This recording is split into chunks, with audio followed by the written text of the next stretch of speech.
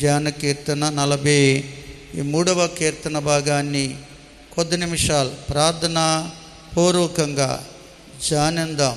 హల్లెలూయా. ఈ కీర్తన భాగంలో ఉన్న 5 వచనాల సారాంశాన్ని మనము ధ్యానించబోతూ ఉన్నాం. ఈ యొక్క 5 వచనాలు సారాంశాన్ని ధ్యానిస్తున్న మనం ఈ కీర్తన రాసిన వారు కోరాహు కుమారులై ఉన్నారు. అయితే ఈ కీర్తనలో వారి అనుభవాలు తెలియజేస్తున్నారు. దేవుని పిల్లలమైన మనం దేవుని కార్యాలు చూడాలంటే దేవుని యందు నిరీక్షణ కలిగి జీవించాలి అని వారి అనుభవాన్ని కీర్తనలో పొందుపరిచారు. ప్రియులారా, దేవుడు ఆయన పిల్లలమైన మన జీవితాల్లో ఆయన కార్యాలు చేయడానికి సిద్ధపడుతూ ఉన్నాడు, సిద్ధముగా ఉన్నాడు. అయితే ఆయన కార్యాలు మనం చూడాలి, అనుభవించాలి. దేవుని కార్యాలు మన జీవితంలో అనుభవించాలంటే దేవుని మీద నిరీక్షణ కలిగి జీవించాలి అని కీర్తన చెబుతుంది.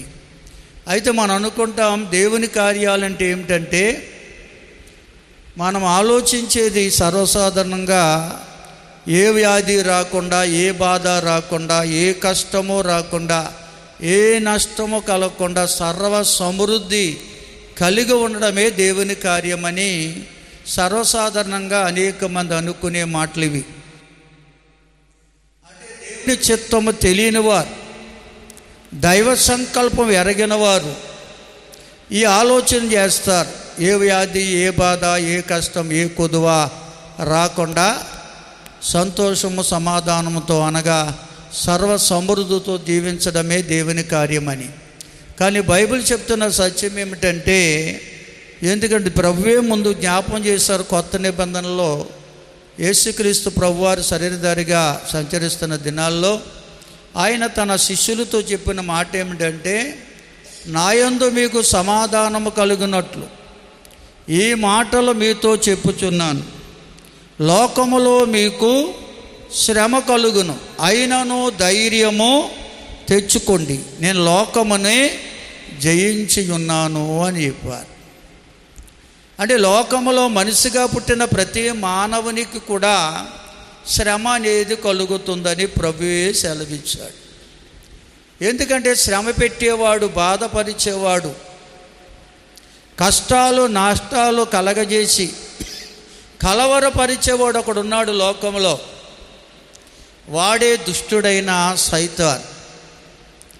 కాడిగా వాడున్న లోకములో ఉన్నాం కనుక శ్రమ అనేది ఎవరికైనా రాక మానదు. దేవుని స్తోత్రం. అది వ్యాధి కావచ్చు, ఏదైనా బాధే కావచ్చు, ఏదైనా కష్టమే కావచ్చు, నష్టమే కావచ్చు, మరేదైనా కావచ్చు. కనుక శ్రమ అనేక రూపాల్లో మానవులమైన మనకి సంభవిస్తుంటుంది.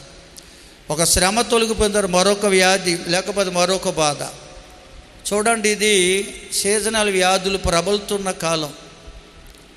భయంకరమైన ఎండలకు కాలి మళ్ళా వర్షాలకు చల్లబడినటువంటి కాలంలో సీజనల్ వ్యాధులు వస్తాయని మనందరికీ తెలుసు. కనుక ఈనాడు వైరల్ ఫీవర్లు కమ్ముకున్నాయి.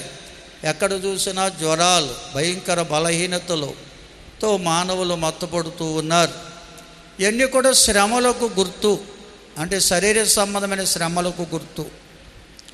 కనుక అటువంటిది ఎవరికైనా రావచ్చు. అయినా కానీ ప్రభువునందు మనం నమ్మిక ఉంచితే ప్రభు ఎటువంటి శ్రమలో మనకు వచ్చినా ఆయన నెమ్మదిని మనకు దయచేస్తాడట, సమాధానమును దయచేస్తాడట.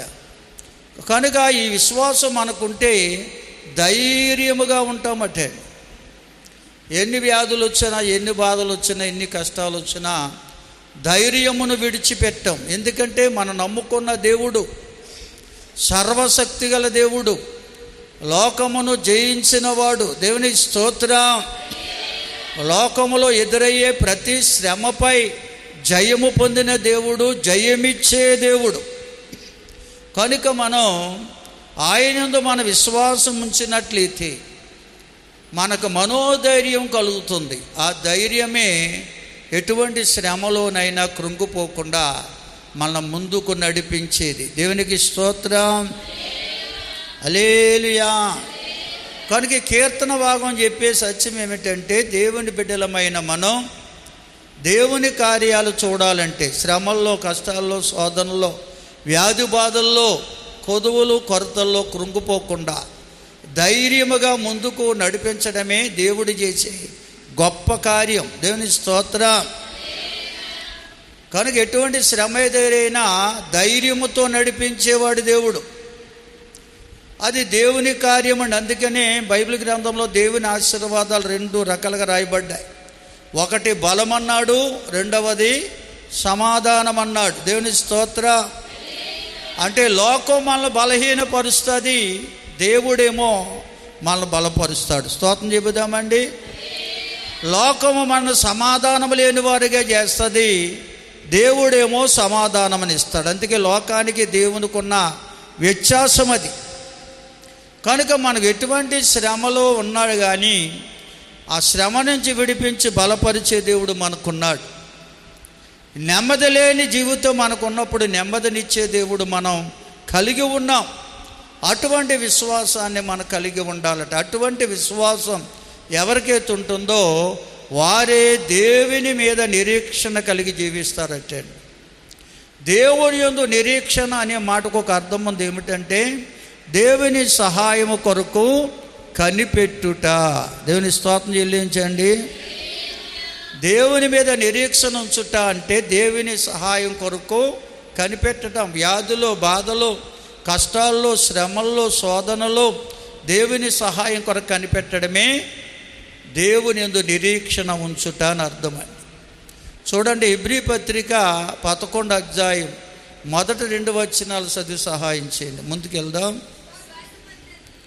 విశ్వాసమనునది నిరీక్షించబడు దాని యొక్క నిజస్వరూపము, అదృశ్యమైనది ఉన్నవి అనుటకు రుజువై ఉన్నది. దానిని బట్టియే పెద్దలు సాక్ష్యం పొందారు. అందరూ స్తోత్రం చెల్లించండి. హల్లెలూయా. పెద్దలు సాక్ష్యం పొందారంటే పెద్దలంటే ఎవరు? ఎన్నోసార్లు విన్న మాటలే. పెద్దలంటే ఎవరో ఖచ్చితమైన మాట, వాక్యంలో ఉన్న మాట చెప్పాలి. ఎవరైనా చెప్పగలరా? పెద్దలంటే ఎవరు? వయసు మలినుళ్ళ, తల నెరిసిన వారు కాదు పెద్దలు, జ్ఞానము కలిగిన వారే పెద్దలను బైబిల్ చెప్తుంది. దైవ జ్ఞానము కలిగిన వారటండి. ఎవరైతే దేవుని మీద విశ్వాసం ఉంచుతారంటే, దైవజ్ఞానం ఎవరికైతే ఉందో వారే దేవుని పట్ల విశ్వాసం ఉంచుతారట. అందుకంటాడు, విశ్వాసమనునది నిరీక్షించబడు దాని యొక్క నిజస్వరూపమై ఉన్నది. దేవుని స్తోత్రం, హల్లెలూయా. మనం దేవుని మీద నిరీక్షణ ఉంచాలంటే దేవుని పట్ల మనకు విశ్వాసం ఉండాలి. దేవుని పట్ల మనకు విశ్వాసం లేకపోతే దేవుని మీద నిరీక్షణ ఉంచలేం. అనగా దేవుని సహాయం కొరకు కనిపెట్టలేం. దేవుని స్తోత్రం. ఎందుకంటే మనం ఆరాధిస్తున్న దేవుడు నమ్మదగిన సహాయకుడు. హల్లెలూయా. మనుషులు ఎవరు నమ్మదగిన వారు కాదు, కానీ దేవుడు ఒక్కడే నమ్మదగిన సహాయకుడు. అందుకని మనుషుల సహాయం కొరకు మనం కనిపెట్టకూడదు.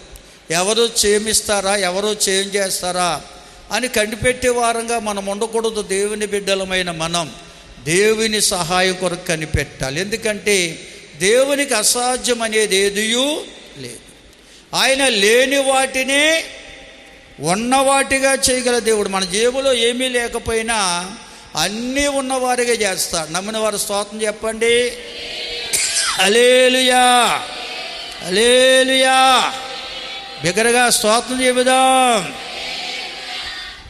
మన పాస్టర్ గారు అంటారు, ఫ్రాన్సిస్ గారు, ఒకదాని వెనకాల ఒకటి ఎన్నో శ్రమలు మీకు ఎదురవుతున్నాయి, ఎలాగా భరిస్తున్నారండి, ఎంత బ్యాలెన్స్ ఉందండి బ్యాంకులు అన్నాడు ఆయన.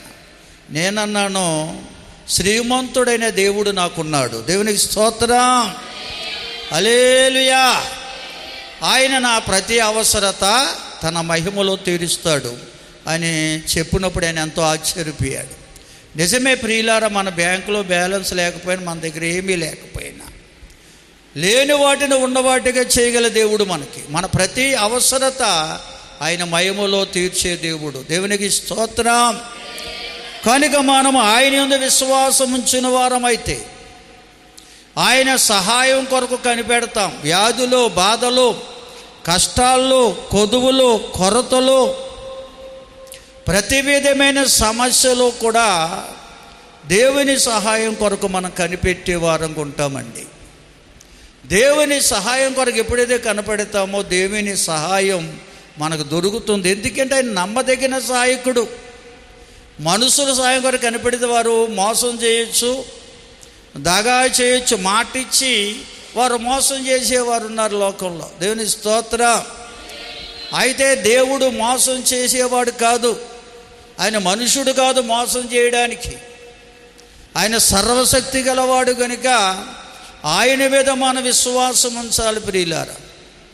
విశ్వాసం ఉంచినప్పుడు ఖచ్చితంగా దేవుని సహాయం కొరకు ఎదురు చూసే అనుభవాన్ని కలిగి ఉంటాం. దాన్నే నిరీక్షణ అన్నారు. కనుక ఆదికాండం 3:9 మనం చదివితే, ఏదెను తోటలో ఉన్న ఆదామును దేవుడు ప్రశ్నిస్తున్నాడు. దేవుడైన యెహోవా ఆదామును పిలిచి, నువ్వెక్కడ ఉన్నావని అడిగాడంట. దేవుడు ఎందుకు ఆదాముని నువ్వు ఎక్కడున్నావని అడిగాడు? ప్రతిరోజు చల్లపూట సాయంకాల సమయంలో దేవుడట ఏదెను తోటలోకి వచ్చి ఆదామవ్వలతో మాట్లాడేవాడటండి. ఏదెను తోటలో ఉన్నంతకాలము కూడా ఆదామవ్వలతో మాట్లాడడానికి ప్రతిరోజు చల్లపూట అనగా సాయంకాల సమయంలో వచ్చేవాడట. ఆయన వచ్చి వారితో మాట్లాడేవాడట. ప్రతిరోజు ఆదామవ్వలు దేవుని కొరకే ఎదురు చూసేవారట. ఎప్పుడు వస్తాడా ప్రభు, ఎప్పుడు ఆయన మాటలు విందామా, ఆయన చూద్దామా అని ఎదురు చూసేవారట. అది ప్రతిరోజు దేవుని కొరకు ఎదురు చూసే ఆదామవ్వలు ఒకరోజు దేవుని కొరకు ఎదురు చూడకుండా దాక్కున్నారట చెట్లు చోటిన. అది ఎరిగిన దేవుడు ఆదాముని పిలిచి అన్నాడు, ఆదామా నువ్వెక్కడా అన్నాడు. ఎందుకంటే ఆదామునే దేవుడు మొట్టమొదటిగా చేశాడు తన రూపంలో, తన పోలికలో. ఆదాములు ఉండి అవ్వను చేశాడు కనుక దేవుడు ఆదాముతోనే మాట్లాడుతున్నాడు. దేవుని స్తోత్రం, హల్లెలూయా. అందుకనే స్త్రీకి శిరస్సు పురుషుడైతే పురుషునికి శిరస్సు దేవుడు అని బైబిల్ చెప్తుంది. అందుకే అవ్వమ్మ గారిని పిలలేదు, అక్కడ ఆదామా అని పిలిచాడు దేవుడు. ఎందుకంటే ఆదాము నిరీక్షణ లేనివాడిగా మారిపోయాడు. దేవుని సహాయం కొరకు కనిపెట్టే అనుభవంలో లేడు కనుక దేవునికి కొరకు ఎదురు చూడకుండా దేవుని స్వరాన్ని వినగానే చెట్లు చాటున దాక్కున్నాడంటే కారణం ఆదాములోనికి ఏమొచ్చిందంటే చెడుగు ప్రవేశించింది. చెడుగు ఎప్పుడైతే ప్రవేశించిందో దేవుని యందు నిరీక్షణ కోల్పోయాడండి. వీళ్ళు చాలామంది వారిలో ఉన్న దురాలోచనలు, దుష్ట తలంపులు, దుష్ట కోరికలను బట్టి దేవుని సహాయం కొరకు కనిపెట్టకుండా వారు స్వబుద్ధిని ఆధారం చేసుకుని వారు సొంత ప్రయత్నాలతో ముందుకెళ్ళి చాలామంది చిక్కుల్లో పడుతున్నారు, భయంకర బాధల్లో చిక్కుపడుతున్నారు. ఏం చేయాలో తోచని స్థితిలోకి వెళ్ళిపోతున్నారు. కారణం దేవుని బిడ్డలు ఎప్పుడూ దేవుని సహాయం కొరకు కనిపెట్టాలి. నీ ప్రతి అవసరత తీర్చేవాడు దేవుడు, మన ప్రతి అవసరత తీర్చేవాడు దేవుడు. హల్లెలూయా. దేవుని బిడ్డలు ముందుగా ఇది ఎరగాలి, నా ప్రతి అవసరత తీర్చేవాడు దేవుడు అని ఎరిగి ఉంటే దేవుని సహాయం కొరకు కనిపెట్టకుండా ఉండలేవు. నువ్వు దేవుని సహాయం కొరకు కనిపెట్టకుండా నీ స్వబుద్ధిని ఆధారం చేసుకుని ఏదేదో నీకు కావలసిన అన్నిటి కోసం ప్రయాసపడితే వచ్చేది కష్టమే, నష్టమే. దానివల్ల భయంకరమైన బాధలు ఎదురవుతాయి మనకి. దేవుని స్తోత్రం. ఆదాము అవ్వలు దేవుని కొరకు ఎదురు చూడకుండా ఎప్పుడైతే వారు స్వబుద్ధిని ఆధారం చేసుకున్నారో అప్పటి నుంచే వారు శ్రమల పాలయ్యారు. దేవుడు అంటాడు, ఇదిగో మిమ్మును బట్టి ఈ భూమిని శపిస్తున్నాను, ఈ భూమి నిరాకారంగా మార్చేస్తున్నాను, గుట్టలు, లోయలు, తుప్పలు, ముళ్ళ తుప్పలు, గచ్చ పొదలు మొలిపిస్తున్నా. మీరు మట్టి నుంచి తీయబడ్డారు కనుక ఈ మన్నుకు చేరే వరకు కూడా ముఖము చెమట కార్చి బ్రతకాలని శ్రమ అనేది మానవుడికి కలగజేశాడు దేవుడు. దేవుని స్తోత్రం. ఈ శ్రమ అనేది ప్రతి ఒక్కరికి ఉంటుంది. ఇది ఎవరు తీసివేయలేరు. సాతాను కలగజేసే శ్రమలు వేరు. దేవుడు పెట్టిన శ్రమ ఏంటంటే మనిషికి పెట్టిన ప్రతి మానవుడు ఏదో ఒక పని చేయాలి, కష్టపడాలి. కష్టపడకుండా వాడు కావలసింది దొరకదు. అందుకనే దేవుడి కష్టాననేది మానవుడికి పెట్టాడండి. దేవుని స్తోత్రం. హల్లెలూయా. కష్టపడితేనే మనం సుఖపడతామని దేవుడు పెట్టాడు. కారణం ఏమిటంటే ఆదాము అవ్వలు దేవుని మీద నిరీక్షణ కోల్పోవడమే కారణం. దేవుని నమ్ముకొని కూడా దేవుని మీద నిరీక్షణ పెట్టకుండా, నిరీక్షణ ఉంచకుండా, దేవుని సహాయం కొరకు నువ్వు కనిపెట్టకుండా నీ స్వబుద్ధిని ఆధారం చేసుకుని చేసే ప్రతి ప్రయత్నము వెనకాల కష్టముంది, నష్టముంది అనే సంగతి మనం మరిచిపోకూడదు. కనుక దేవుని బిడ్డలమైన మనం దేవుని సహాయం కొరకు ప్రతి విషయంలో కనిపెట్టాలి అనేది ఈ కీర్తన ముఖ్యోద్దేశం. హల్లెలూయా. ఎబ్రీ పత్రిక 11వ అధ్యాయంలోనే 8-9 వచనాలు చదవండి. మన పితరుడైన అబ్రహాం కొరకు రాయబడింది. ఒక్కరే చదవకండి. అబ్రహాము నిరీక్షణ చూడండి ఎంత గొప్పదో. అబ్రహామే కాదు, అబ్రహాముకు దేవుడిచ్చిన సంతానమైన ఇస్సాకుకు దేవుడిచ్చిన సంతానమైన యాకోబు, వీరందరూ కూడా దేవుని పట్ల నిరీక్షణ గలవారండి. ఎందుకంటే పిలిచిన దేవుడు నమ్మదగిన వాడని, నమ్మదగిన సహాయకుడని, ఏ ప్రాంతం వెళ్ళినా, ఏ దేశం వెళ్ళినా, ఏ పట్టణం వెళ్ళినా నాకైన సహాయం చేయువాడై ఉన్నాడని గుర్తెరిగిన వారు. అందుకనే వారు దేవుని సహాయం కొరకు ఎదురు చూశారంటే ఎక్కడికి వెళ్ళినా. మనుషుల సహాయం కొరకు ఏనాడు కనిపెట్టిన వారు కాదండి వారు. దేవుని స్తోత్రం చెప్పండి అందరూ. హల్లెలూయా. దేవుని సహాయం కొరకే కనిపెట్టారు వాళ్ళు ఎక్కడికి వెళ్ళినా కానీ. దేవుడు పిలిచిన దేవుడు నమ్మదగిన వాడని, నమ్మదగిన సహాయకుడని నమ్మారండి. అందుకనే వారి ప్రతి అవసరత కొరకు దేవుని మీదే నిరీక్షణ ఉంచారు, దేవుని సహాయం కొరకే కనిపెట్టారు. కనుక వారు దేవుడిచ్చిన వాగ్దాన దేశంలో కూడా పరవాసులుగా ఉన్నారంట. ఏ దేశం వెళ్ళినా, ఏ పట్టణం వెళ్ళినా వారు ఈ దేశం నాది కాదు, నాది పరలోక పట్టణం అని ఆ పునాదులు గల పరలోక పట్టణం కొరకు ఎదురు చూస్తూ తన జీవితాలు గడిపారటండి. దేవుని స్తోత్రం. పాటలు పాడేస్తాం మనం. పరలోకమేమా అంతఃపురం చేరాలనే నా తాపత్రయం, పరలోకమేనా అంతఃపురం చేరాలనే నా పాటకే పరిమితం చేసేస్తున్నారు. మన తాపత్రయం దేనికోసం అంట? పరలోకం కొరకు. ఆ పరలోక పట్టణం కొరకే మన తాపత్రయం. ఈ లోకములు ఉన్నంతకాలము ఇది శాశ్వతమైనది కాదని ఏదో ఒక రోజున లోకాన్ని మనం విడిచిపెట్టాలి, ఏదో ఒక రీతిగా విడిచిపెట్టాలి. ఏ వ్యాధో, ఏ బాధో, ఏదో దేనివల్ల మనం ఈ లోకాన్ని విడిచిపెడతాం మనకు తెలియదు. దేవుని స్తోత్రం. కనుక ఆ పరలోక పట్టణం కొరకు ఎదురు చూసేవారంట వారి నిరీక్షణ అంతా పరలోకమందున్న దేవుని మీదే,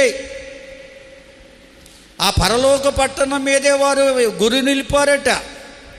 ఎదురు చూసేవారట. ఈ లోకంలో ఉన్నంతకాలము వారికి దేవుడు ఏ కొదువ కొరత రానివ్వలేదండి. అందుకే అంటాడు దేవుడు, మొదట నీతిని రాజ్యమును వెతకండి అంటాడు. అందుకే దేవుని స్తోత్ర, హల్లెలూయా. కనుక అబ్రహాము, ఇస్సాకు, యాకోబు అనే భక్తులు ఎందరో దేవుని యందు నిరీక్షణ గలవారై దేవుని సహాయం కొరకు కనిపెట్టి దేవుని యొక్క కార్యాలు ఎన్నో వారు అనుభవించారు. దేవుని స్తోత్ర. దేవుని సహాయం కొరకు ఎవరైతే కనిపెడతారో వారి జీవితంలో దేవుడు తన కార్యాలు జరిగిస్తాడు. బలహీనులైన మనల్ని బలపరుస్తాడు. సమాధానము లేని మన జీవితాలకు సమాధానమునిస్తాడు. ఈ రెండు లోకం ఇవ్వలేదండి. లోకం మనల్ని బలహీనపరుస్తుంది. వ్యాధో, బాధో, కష్టమో, శ్రమో, కొదువో, కొరతో కలగజేసి మనల్ని బలహీనపరిచేది. లోకములు ఉన్నంతకాలం బలహీనపరుస్తూనే ఉంటాం. అయితే మనల్ని బలపరిచి నడిపించేవాడి దేవుడు. దేవునికి స్తోత్రం. నెమ్మది లేని లోకములో నెమ్మదినిచ్చి సమాధానమునిచ్చి సంతోషముతో నడిపించేవాడు దేవుడండి. అది దేవుని కార్యాలంటే అవి. అంతేగాని దేవుణ్ణి నమ్ముకున్న వారికి వ్యాధి రాదు, బాధ రాదు, శ్రమ రాదు, కొదువు రాదు, కష్టం రాదు, నష్టం రాదని ఎక్కడా లేదు బైబిల్లో. లోకములో అందరికీ వచ్చే శ్రమలే మనకును కలుగుతాయని రాశాడు బైబిల్ గ్రంథంలో. దేవుని స్తోత్ర. దేవుని నమ్ముకున్నా నమ్ముకోకపోయినా శ్రమలు అనేవి అందరికీ వస్తాయి. కానీ ఆ శ్రమల్లో, ఆ కష్టాల్లో, శోధనల్లో కృంగిపోకుండా, కృషించిపోకుండా బలపరిచి నడిపించేవాడు దేవుడు. నెమ్మది లేని మన జీవితాలకి నెమ్మదినిచ్చేవాడు దేవుడు. అందుకనే దేవుని కార్యాలంటే అవి. అటువంటి దేవుని సహాయం కొరకు మనం కనిపెట్టేవారం ఉండాలి. ప్రతి విషయములో దేవుని సహాయం కొరకు కనిపెట్టాలి. దేవుని స్తోత్రం చెప్పండి. చదువు విషయంలో, ఉద్యోగ విషయంలో, వివాహ విషయంలో, పిల్లల విషయంలో, వ్యవసాయ విషయంలో, లోకంలో మనం చేస్తున్న ప్రతి పని విషయంలో దేవుని సహాయం కొరకు కనిపెట్టాలి. వ్యాధి బాధల్లో, కష్టాల్లో, కొదువుల్లో, కొరతల్లో దేవుని సహాయం కొరకు కనిపెట్టే మనసు ఎవరికైతే ఉంటుందో వారికి దేవుడు సహాయం చేయువాడై ఉన్నాడు. దేవుని స్తోత్రం. నమ్మిన వారు బిగ్గరగా స్తోత్రం చెప్పండి.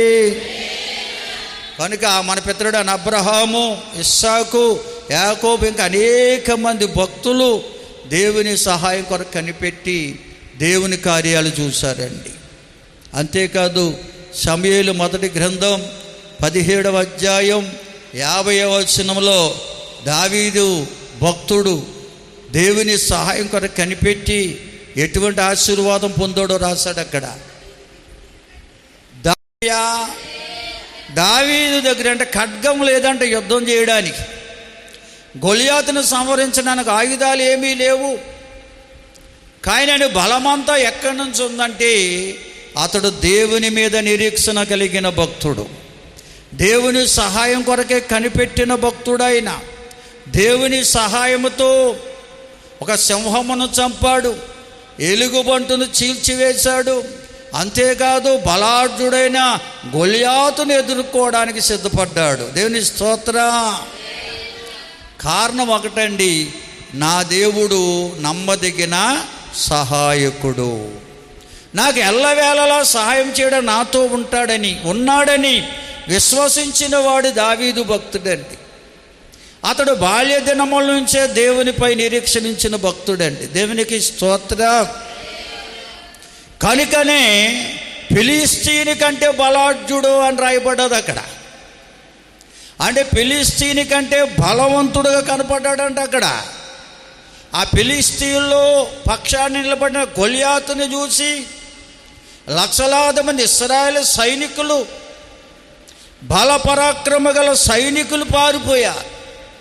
రాజైన సౌలు భీతి చెంది ఆ గొలియాతుని ఎవరైతే చంపుతారో వారికి నా కుమార్తెనిచ్చి వివాహం చేసిన స్వయంవరం కూడా ప్రకటించాడు. అతను బహుమానం ప్రకటించాడు. స్తోత్రం చెల్లించండి అందరూ. రాజైన సౌలు భయపడ్డాడు. బలపరాక్రమాల శూరులు ఎందరో భీతి చెందారు. కానీ బాలుడైన దావీదు మాత్రం భయం పొందలేదు. ఎందుకంటే అతడు దేవుని యందు నిరీక్షణ గల భక్తుడు. దేవుని స్తోత్ర. దేవుని యందు మన నిరీక్షణ కలిగి ఉంటే మనం లోకం ఉన్నవారందరికంటే బలవంతులుగా మార్చేస్తాడు దేవుడు. దేవుని స్తోత్రం చెల్లించండి.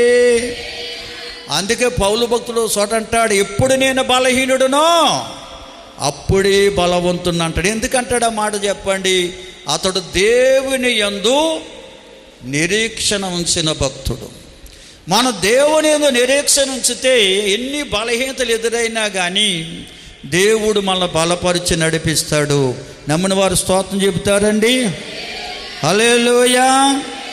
అందుకే యెషయా గ్రంథం 40వ అధ్యాయం 31లో రాస్తాడు, యెహోవా కొరకు ఎదురు చూసేవారు నూతన బలాన్ని పొందెదరు, పక్షిరాజుల వలె రెక్కల చాపి పైకెగురుదురు, అలయక పరిగెత్తుదురు, సమస్యలక నడిచిపోదురు. బైబిల్ తిరగేస్తున్నారు, కంటతా పెట్టరు ఇలాంటి వాక్లు.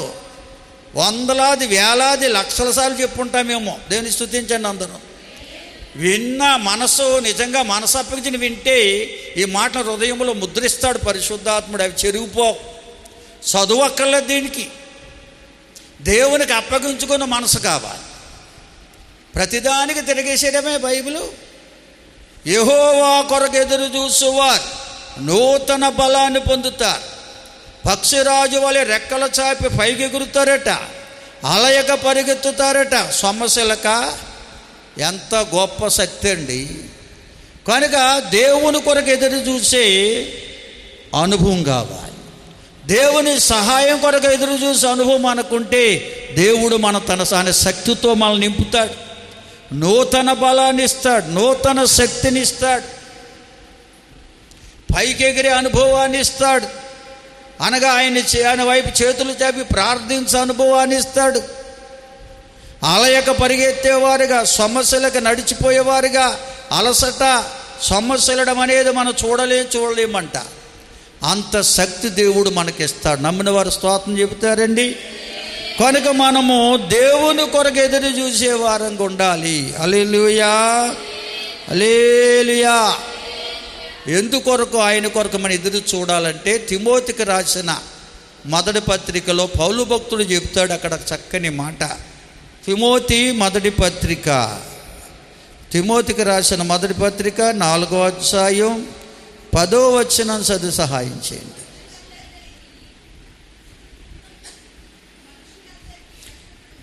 ప్రభు అయిన యేసుక్రీస్తు వారు ఎవరటండి? మనుషులందరికీ రక్షకుడు, మనుషులందరినీ రక్షించే దేవుడు. ఆ కులమని ఆ మతమని వారని వీరని చూసేవాడు కాదు. ఆయన తారతమ్యాలు లేవు. అందరిని ఒకే రీతిగా ప్రేమించే దేవుడు. ఎవరైతే ఆయన విశ్వాసం ఉంచి ఆయన సహాయం కొరకు కనిపెడతారో వారి జీవితంలో కార్యాలు చేసే దేవుడు. హల్లెలూయా.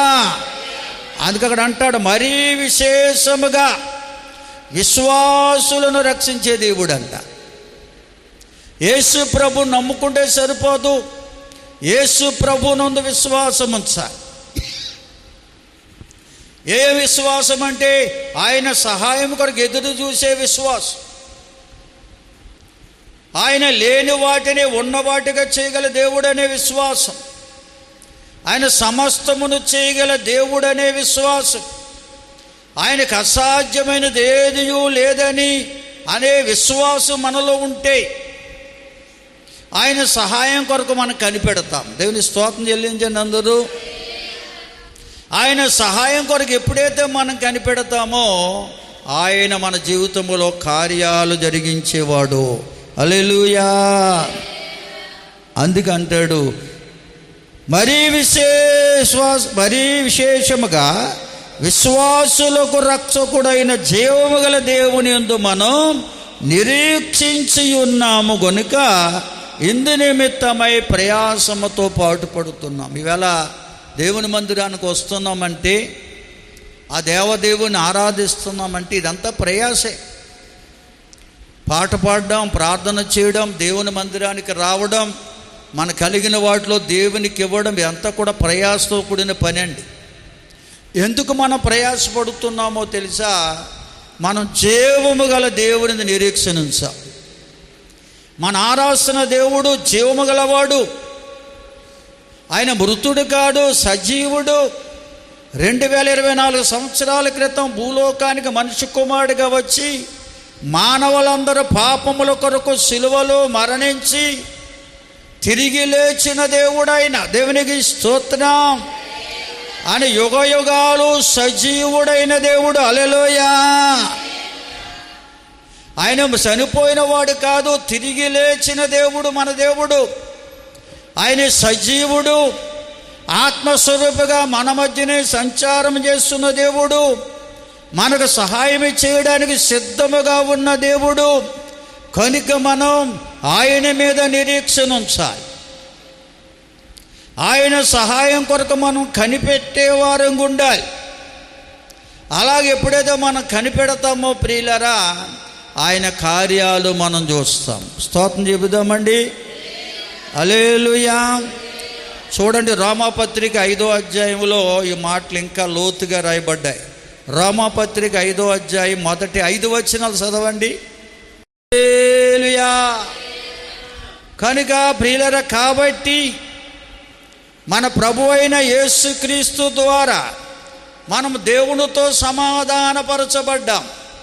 ఎలాగంటే ఆయన చేసిన కల్వరి శిలువ యాగము ద్వారా మన పాపాలకి క్షమాపణ దొరికింది. పాపైన మానవుడు పరిశుద్ధుడైన దేవుడితో సహవాసం చేయలేడు, ఆయన మీద నిరీక్షణ ఉంచలేడు. కనుక ఆ పాపమనగా చెడుతనం, ఆ చెడుగనే దాన్ని 2024 సంవత్సరాల క్రితం కల్వరి శిలువ యాగము ద్వారా ప్రభు తన రక్తముతో కడిగి వేశాడు మనలో. దేవునికి స్తోత్రం. కనుకనే మనము దేవునితో సమాధానపరచబడిన వారం. కనుక మనం ఆయన మహిమను గూర్చిన నిరీక్షణ కలిగి ఉండాలి. ఎందుకంటే యేసుక్రీస్తు వారు దేవుని మహిమై ఉన్నాడు.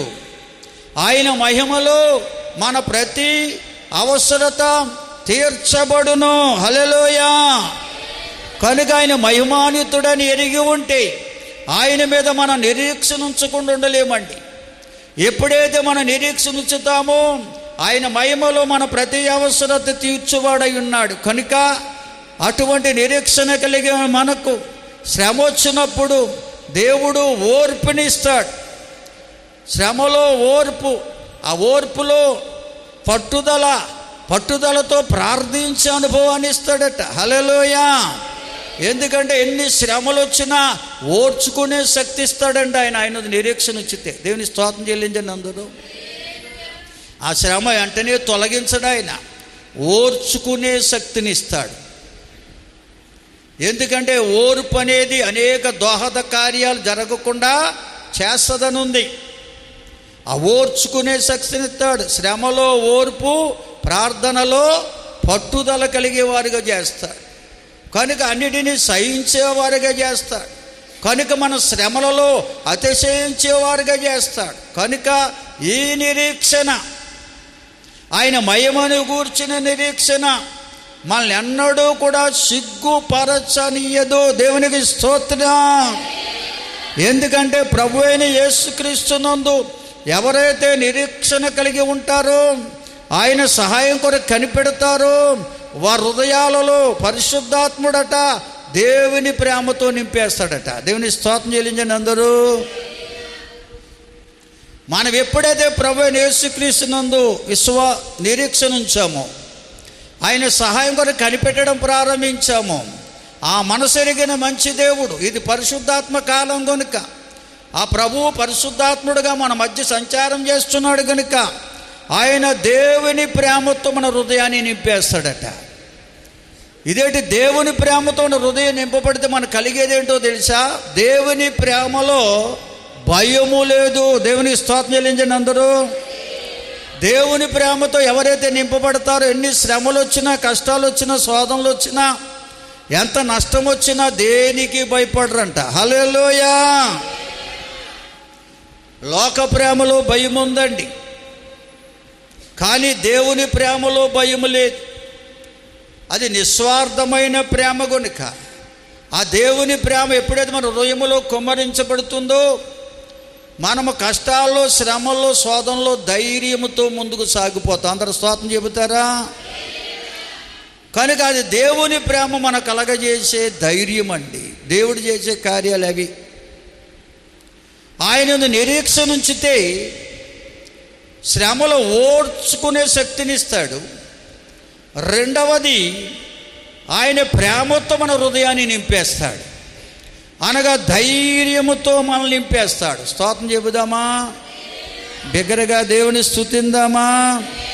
హల్లెలూయా, హల్లెలూయా. కనుక ఇటువంటి అనుభవాన్ని ప్రభు మనకి ఇస్తాడని బైబిల్ గ్రంథం తేటగా బోధిస్తుంది. కనుక దేవుని పిల్లలమైన మనం ఆయన మహిమను గూర్చిన నిరీక్షణ కలిగి ఉండాలి. నేను ఆరాధిస్తున్న దేవుడు మహిమాన్వితుడు. ఆయన మహిమలో నా ప్రతి అవసరత తీరుస్తాడు అనే విశ్వాసం మనకుంటే ఆయన సహాయం కొరకు కనిపెట్టకుండా ఉండలేం. ఆయన సహాయం కొరకు కనిపెడితే జరిగేది 2 కార్యాలు. ఒకటి, శ్రమలో ఓర్చుకునే శక్తిని ఇస్తాడు. రెండవది, శ్రమలో కృంగిపోకుండా ధైర్యాన్ని పుట్టించే ఆయన ప్రేమతో నింపేస్తాడు మన హృదయాన్ని. స్తోత్రం చెబుదామండి. చూడండి, బైబిల్ గ్రంథములు ఎన్నో విషయాలు ఉన్నాయి. ఇందులో భక్తుల కొరకు రాయబడ్డ విషయాలు ఉన్నాయి. అపోస్తలుల కార్యాలు 12వ అధ్యాయం 6వ వచనం 7వ వచనం చదువుదాం. చేతిని ఎత్తట్లేదు పాపం. చేస్తున్నప్పుడు ఏ బలహీనత రాకుండా చేస్తాడు. గట్టిగా ఓదండి. దేవుడు కావలసినంత శక్తి ఇస్తాడండి దేవుడు మనకి. ఇక్కడ పేతురు భక్తుని కొరకు రాయబడిన మాట. అపోస్తలుడైన పేతురు భక్తుడు దేవుని సువార్త, అనగా ప్రభువైన యేసుక్రీస్తుని గూర్చి సువార్త ప్రకటిస్తున్న దినాల్లో ఆయనను ఆనాటి యూదులు క్రీస్తే యేసుని నమ్మని వారు, క్రీస్తే యేసుని ప్రకటిస్తున్న వారిని బంధించి శిక్షకు అప్పగిస్తున్నారట.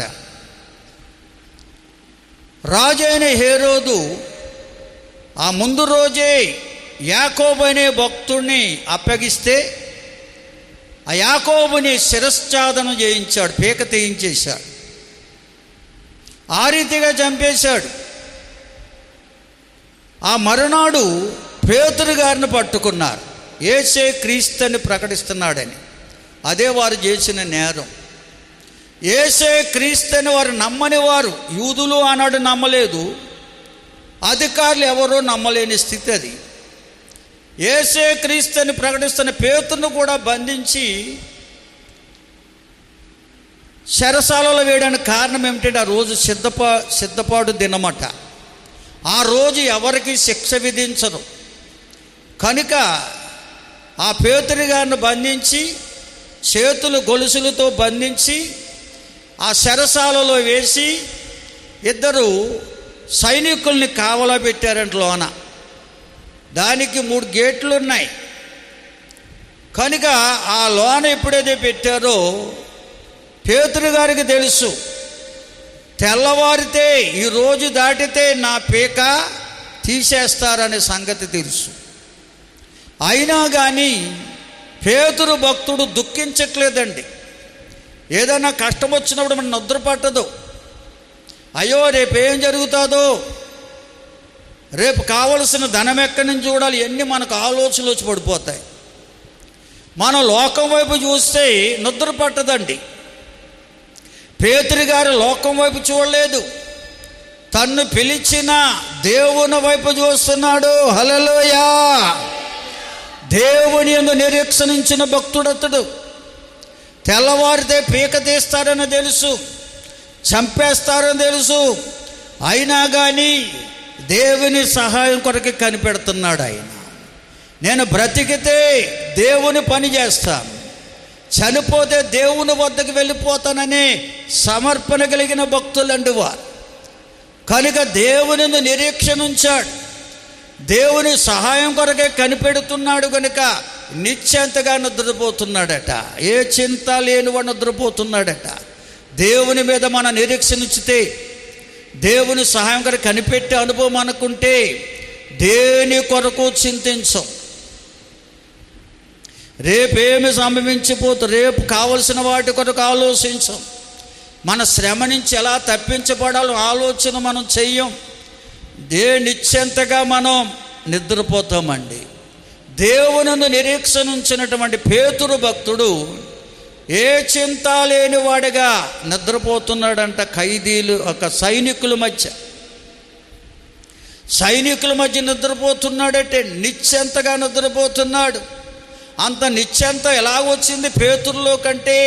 అతడు దేవుని మీద నిరీక్షణ ఉంచిన భక్తుడు, దేవుని సహాయం కొరకు కనిపెట్టే భక్తుడు. ఎందుకంటే ఆయన ఆరాధిస్తున్న దేవుడు పాపుల కొరకు ప్రాణం పెట్టిన దేవుడు, సజీవుడై లోకములో పరిశుద్ధాత్ముడుగా సంచరిస్తున్న దేవుడు.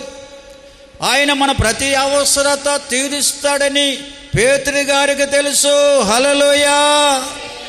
మనము కూడా ఎరిగి ఉండాలి ప్రియులారా.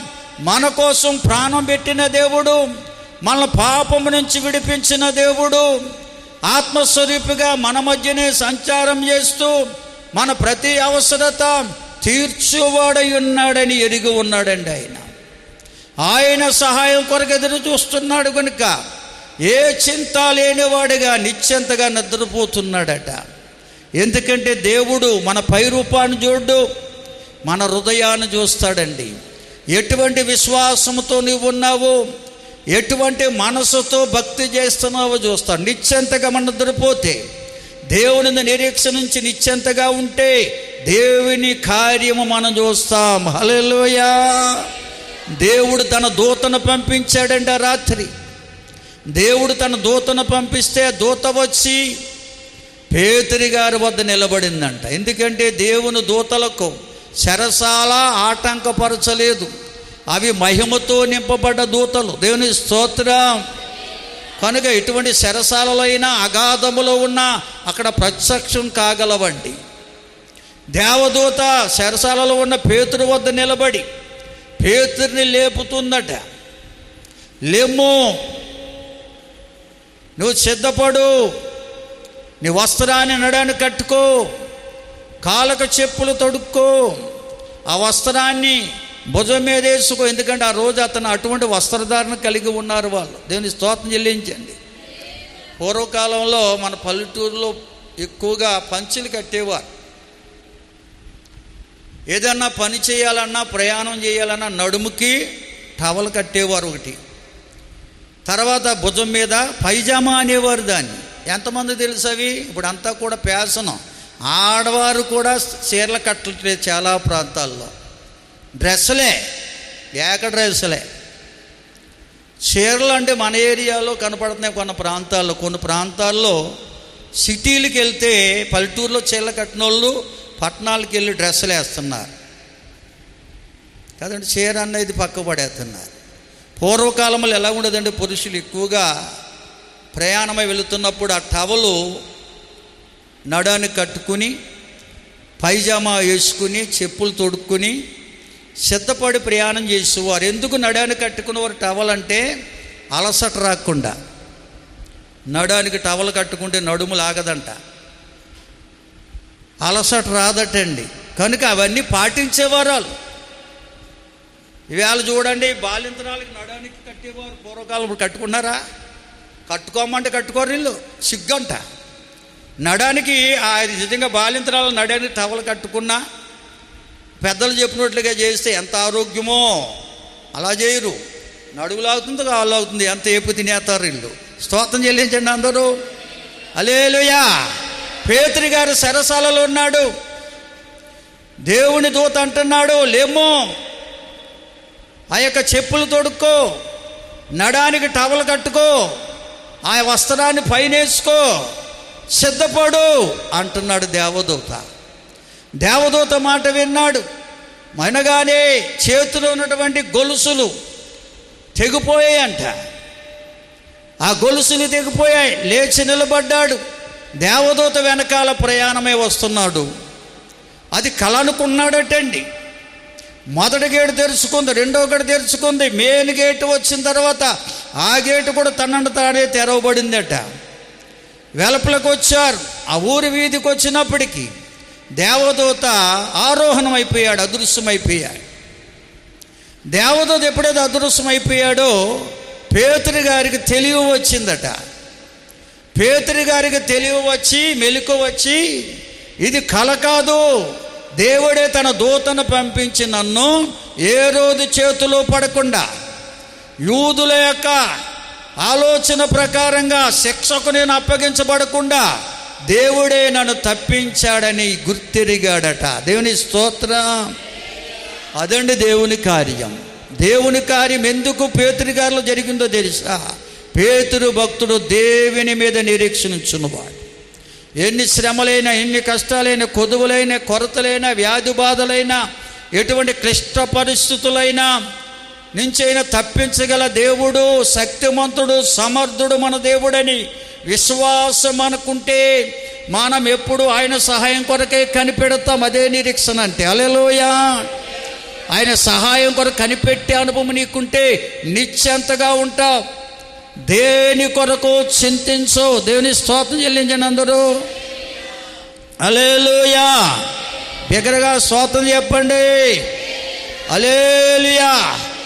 నిశ్చింతగా ఎప్పుడైతే ఉంటావో అప్పుడే దేవుడు కార్యం చేయడం ప్రారంభిస్తాడండి. అందుకంటాడు, మీ చింత యావత్తు ఆయన మీద గొప్పండి. ఇంకో చోట అంటాడు, మీరు దేనిని కొరకు చింతించవద్దు, ప్రభు మీకు సమీపంగా ఉన్నాడు, మీ సహనము సకలదులకు తెలియనివ్వనివ్వండి, ప్రార్థన చేయండి, విజ్ఞాపన చేయండి, కృతజ్ఞత పూర్వకంగా విన్నపాలు ఆయనకు తెలియచేయండి. అప్పుడు సమస్త జ్ఞానానికి మించిన దేవుని సమాధానం మీ హృదయాలకు, మీ తలంపులకు కావలి ఉంటుందంటాడు. దేవుని స్తోత్రం చెబుదామండి. కనుక మనం దేని కొరకు చింతించకూడదట. దేవుని మీద ఎప్పుడైతే నిరీక్షణ ఉంచుతావో దేని కొరకు చింతించవు. ఏ వ్యాధి ఉన్నా, ఏ బాధ ఉన్నా, ఏ కొదువున్నా, ఏ కొరత ఉన్నా, ఏ పరిస్థితుల్లో నువ్వున్నా దేని కొరకు చింతించవు. ఎందుకంటే నా చింతలు తీర్చే దేవుడు నా చెంతనే ఉన్నాడు. నమ్మిన వారు స్తోత్రం చెప్పండి.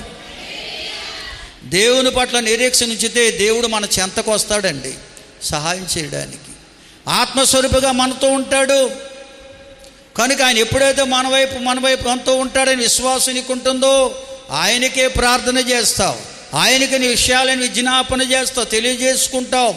ఆయన చేస్తాడని విశ్వాసంతో ప్రార్థన చేయడమే కృతజ్ఞతాపూర్వకమైన విన్నపాలంటే. అందరూ స్తోత్రం చెల్లించండి. హల్లెలూయా, హల్లెలూయా. కనుక దేవుని మీద నిరీక్షణ కలిగి మనం జీవించాలి. ఆ దేవుని సహాయం కొరకే కనిపెట్టే అనుభవాన్ని దేవుని ప్రజలైన మనం కలిగి ఉండాలని బైబిల్ చెప్తుంది. చూడండి, పేతురు గారు రాసిన మొదటి పత్రికలో 1వ అధ్యాయం 8-9 వచనాలు చదవండి. మనము దేవుణ్ణి చూసిన వారం కాదు. ఎవరన్నా దేవుణ్ణి, నేను ప్రభుని చూశాను, ఎలా ఉంటాడు ప్రభు అని ఎరిగిన వారు ఎవరన్నా చేయొద్దండి, మీకు సాష్టాంగ నమస్కారం చేస్తాం. మనలో ఎవరము కూడా ప్రభుని చూసిన వారం కాము. ఆయన ఏ రూపంలో ఉన్నాడో మనకు తెలియదు. వాక్యమును బట్టి నమ్ముతాం. ఆయన ఆత్మస్వరూపై ఉన్నాడని, వాక్యమై ఉన్నాడని 2024 సంవత్సరాల క్రితం శరీరధారిగా భూలోకానికి వచ్చాడని, యోధా గోత్రములో పుట్టి యోధా వస్త్రధారణ కలిగి లోకములో 33.5 సంవత్సరాలు సంచరించి కల్వరి శిలువ యాగము ద్వారా మానవాళికి రక్షణ దయచేశాడని, మరణము జయించి తిరిగి లేచి ఆత్మస్వరూపిగా పరిశుద్ధాత్ముడుగా లోకములో సంచరిస్తున్నాడనే విషయం మాత్రం మనకు తెలుసు. స్తోత్రం చెల్లించండి. ఈ విషయాలను బట్టి మన ప్రభునందు విశ్వాసం ఉంచాం. ఆయన చూడకపోయినా ఆయనందు విశ్వాసము కలిగి ఉన్నాము కనుక ఈ విశ్వాసానికి ఫలమేంటో తెలుసా? ఆత్మరక్షణ. అనగా ఎప్పుడైతే ఆయన మనం ఇటువంటి విశ్వాసాన్ని కలిగి ఉన్నామో, ఆయన ఆత్మస్వరూపిగా నాతో ఉన్నాడు, ఆయన జీవాధిపతి దేవుడు నాకు సహాయం చేస్తాడు విశ్వాసం ఎప్పుడైతే మనకుందో అప్పుడే మనం ఆయన సహాయం కొరకు కనిపెడతాం. ఎప్పుడైతే అటువంటి అనుభవంలోకి వస్తామో ఆయన జీవం మనలో ప్రవేశించి మన ఆత్మలో మనలో బ్రతికిస్తుందట. దేవుని స్తోత్రం. ఆత్మరక్షణ పొందుకుంటాం. ఆత్మరక్షణ పొందిన తర్వాత మనం సంతోషమును ఆనందాన్ని కలిగి జీవిస్తామంట. అందరూ స్తోత్రం చెల్లించండి. సంతోషం అనేది బయటికి వెల్లడయ్యేది, ఆనందం అనేది హృదయాంతరంగంలో పొంగి ప్రవహించేది. దేవుని స్తోత్రం చెప్పండి అందరూ. అనగా మనకు మనోధైర్యాన్ని పుట్టించేది ఆనందం అండి. ఆనందం అనేది హృదయములో నుంచి పొంగేది. సంతోషమైన నోటి ద్వారా మనం వ్యక్తపరిచేది. దేవుని స్తోత్రం. చూడండి, ఎవరన్నా కొత్తగా సైకిల్ కొనుక్కున్నా, కొత్తగా ఇల్లు కట్టుకున్నా, ఏదన్నా కానీ కావలసింది పొందుకున్నా ఎంతమందికి చూపిస్తారో తీసుకెళ్ళి, అది సంతోషం అంటారు దాన్ని. దేవుని స్తోత్రం. ఆనందం అనేది ఆత్మరక్షణ పొందిన వారు కలిగేది, ఆత్మలో బ్రతికించబడిన వారికి పొందేది. అది ప్రభువునందు విశ్వాసం ఉంచిన వారికే దొరుకుతుంది. దేవుని స్తోత్రం. హల్లెలూయా.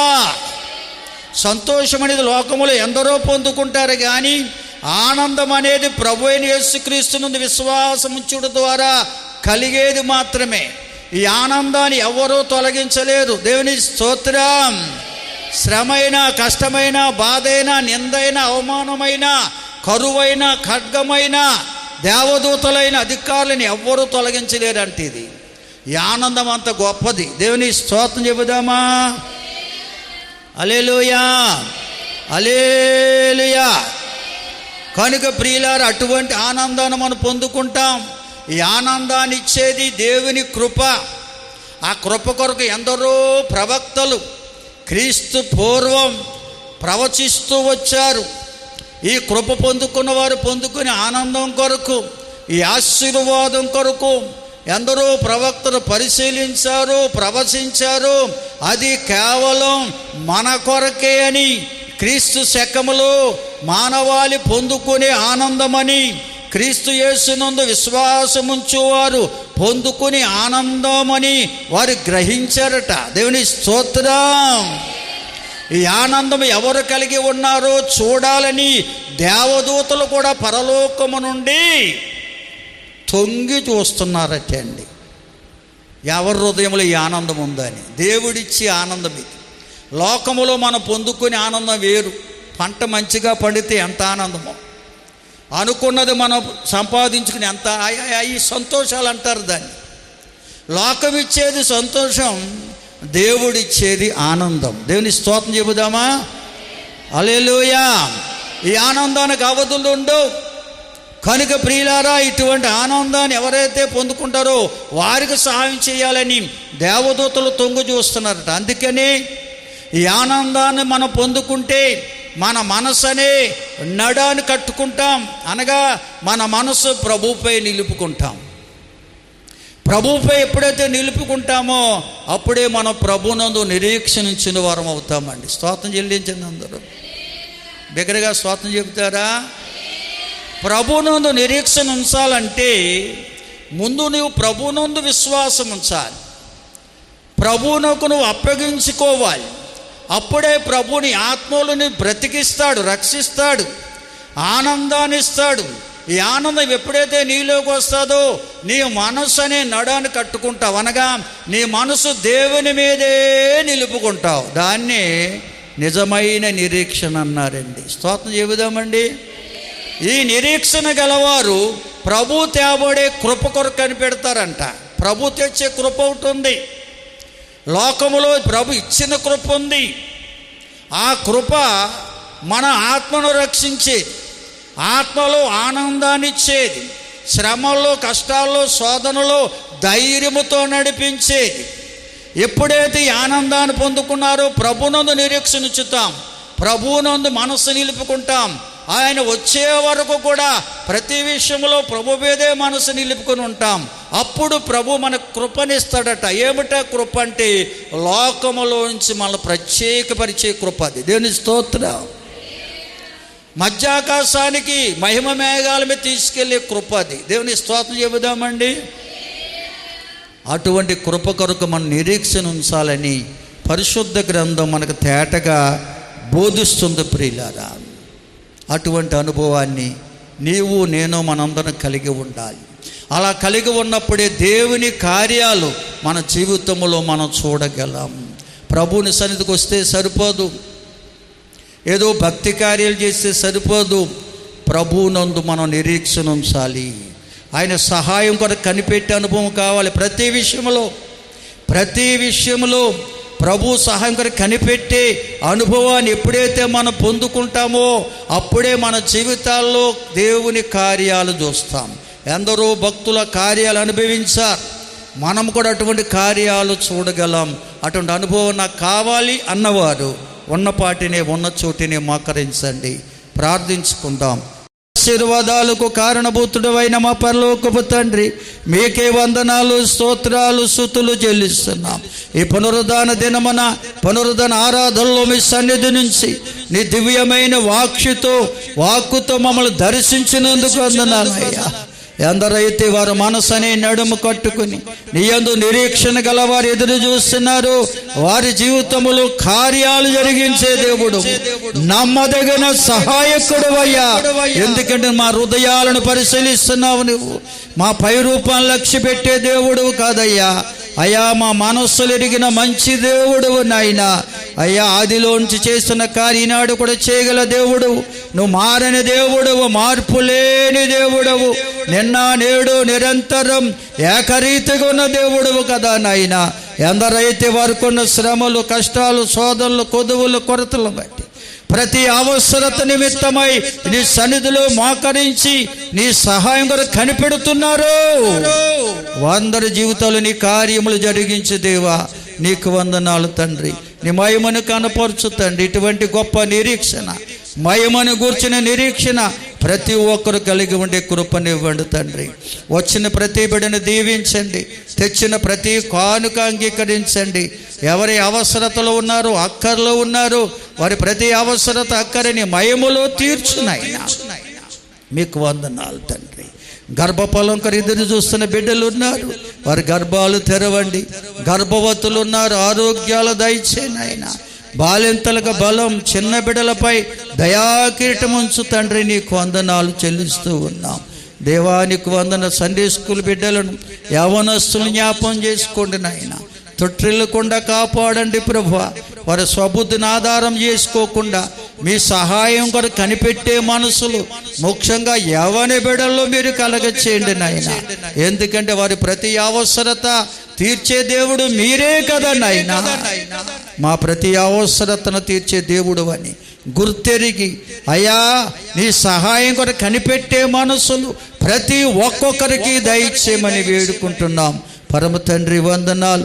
ఆయా దేశాల్లో, ఆయా రాష్ట్రాల్లో, ఆయా ప్రాంతాల్లో ఉన్న సంఘ బిడ్డలందరినీ కాచి కాపాడండి. వారి కష్టాల జాతాన్ని దీవించండి.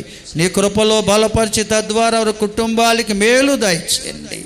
అయ్యా ఇదిగో తండ్రి, మీ దాసుడు రౌపాల్ని రోజుల్ని ప్రేమించి ఇచ్చిన చిన్న బిడ్డ విన్సెంట్కి ఇచ్చిన ఆరోగ్యాన్ని బట్టి వందనాలు. ఇంకను మీ దయలో మీ కృపలో ఆ బిడ్డను బలపరిచి నడిపించు తండ్రి.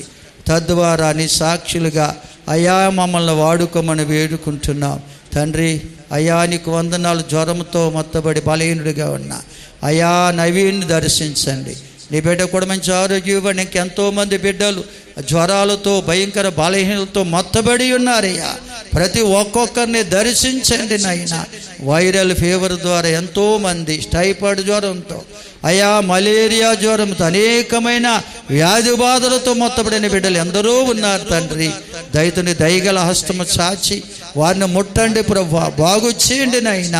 స్వస్థపరచండి ప్రభువా, బలపరచండి. వచ్చిన ప్రతి బిడ్డను పేరు పేరును దీవించమని మన గ్రామ ప్రజలను, రాష్ట్ర దేశ ప్రజల నాయకులు, అధికారులను ఆశీర్వదించమని బలపరచండి. ఇదిగో తొలకరి వరి నాట్లు వేస్తున్నారు నాయన. వారి పనిపాట్లు మీ హస్తముంచి ఆయురారోగ్యాలు ఇచ్చి మీ సహాయం అనుగ్రహించండి. కృప చూపించండి, సహాయం చేయండి. మీరే మహిమ పొందండి. యేసు ఉన్నత నామములో అడిగి వేడుకొనుచున్నాము తండ్రి, ఆమేన్. మన తండ్రి అయిన దేవుని ప్రేమ, కుమారుడైన యేసుక్రీస్తు వారి దివ్య కృప, పరిశుద్ధాత్మ దేవుని సన్నిధి, సమాధానం మనకి మన కుటుంబాలకును క్రీస్తు యేసుని ప్రేమిస్తున్న సకల ప్రజలకు సదాకాలం దేవుని కృపా సమాధానం తోడుగుండి నడిపించును గాక. ఆమేన్. ఆమేన్. అందరికీ